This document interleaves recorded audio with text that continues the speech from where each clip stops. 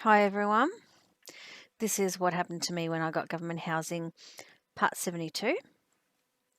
So, in the last video, I told you all that I had gone to the Melbourne Magistrates Court to get a personal safety order against a respondent.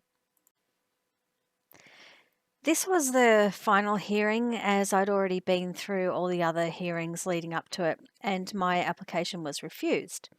But the respondent's application for an order was successful. This means that he had an order against me and I didn't have one against him. I was now in more danger than ever because the judicial registrar chose to ignore my plea for protection and to grant the respondent an order against me, and I can't see any reason for that, given that I presented a lot of evidence to the court and the respondent didn't have any evidence against me. And it's not just that he didn't have evidence, it was that there was nothing to indicate that I was a threat to him. It's not as if he had his washing machine smashed in or had black paint thrown over his clothes or suffered a nervous breakdown like I had. I was present in the courtroom and I can't have looked threatening to the judicial registrar or to the respondent.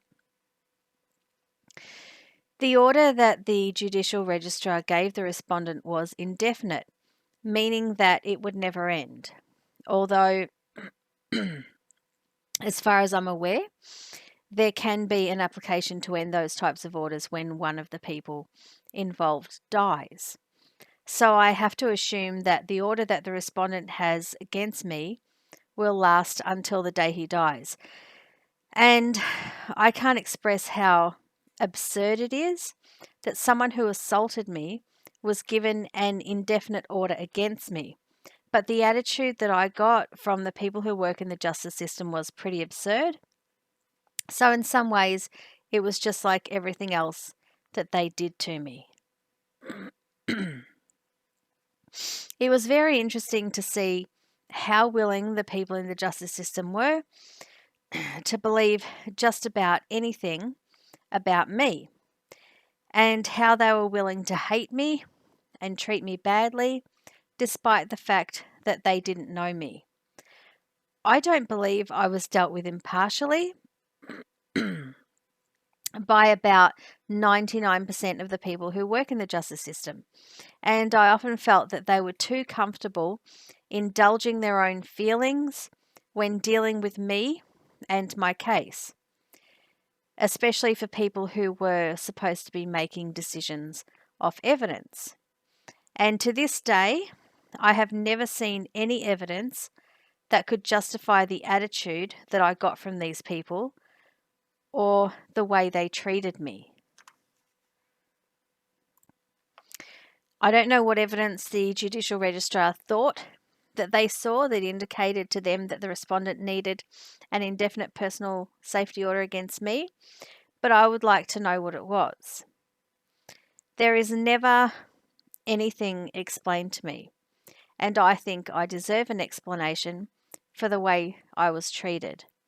A lot of people who work in the justice system were completely insensitive to not only my need for safety, but to the need to justify their own actions. It seemed to me that they felt that they were not accountable to anyone and that they felt that they could do anything they liked to me and that they would never be questioned about what they did.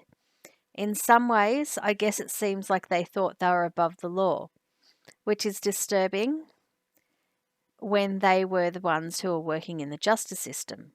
And I can't emphasize enough, I can't emphasize that point enough. But I have trouble finding the words to express how bad it is. And, clearly talking about it is hard, but it's also hard to convey to people how disgusted I am with the way I was treated. And to be honest, that's one of the reasons why I kept saying that I wanted, my court hearings to be made public, so at least people can see, what I'm talking about and what I was dealing with. So on the 10th of the 8th, 2017, I was still coming to terms with that judgment, and I was coming to terms with the knowledge that the respondent was willing to pay lawyers thousands of dollars to stop me from having a personal safety order against him.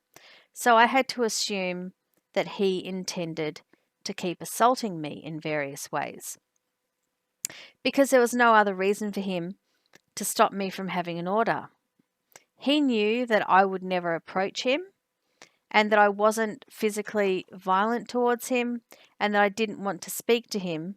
So all he needed to do was to stay away from me, and there would have been no issues between us. But he kept going back to court to oppose my orders against him, and he kept seeking orders against me. So I knew that he intended to continue assaulting me, but I didn't know how or what he would do, so I decided to move out. By this stage, I had tried literally everything to help myself, and I had contacted virtually every government body available to me and community and private lawyers, and I had told judges my story and given them all the evidence of what had happened to me, and they were all refusing to help me. And in the case of my last hearing, they were actually going against me in a way that was disturbingly unfair and harsh. I decided to get rid of everything in my backyard in anticipation of moving. I wanted to make sure that if I ever had the opportunity, I could move at a moment's notice. And I started seeing all of my material possessions as a burden that was stopping me from moving. I removed all my daughter's old toys and things that I had in the backyard and put them out for the rubbish. Then at around 6 p.m. that day, I was in my lounge room when I heard things being thrown into my side yard. I had a look through my side window and saw the respondent on the balcony throwing all of the things that I had put out and other stuff into my side yard. But I couldn't go out and take a photo of it because I was too scared. The respondent was throwing a violent tantrum in the same way he had thrown so many other tantrums before, but this was one of the worst and I didn't know what sparked it off. But when he stopped throwing things, he went back into his unit, started stomping around and banging on my ceiling, and I had no idea why he wanted to see rubbish in my side yard, but I knew that when I removed the rubbish from my yard, it was always put back again by him.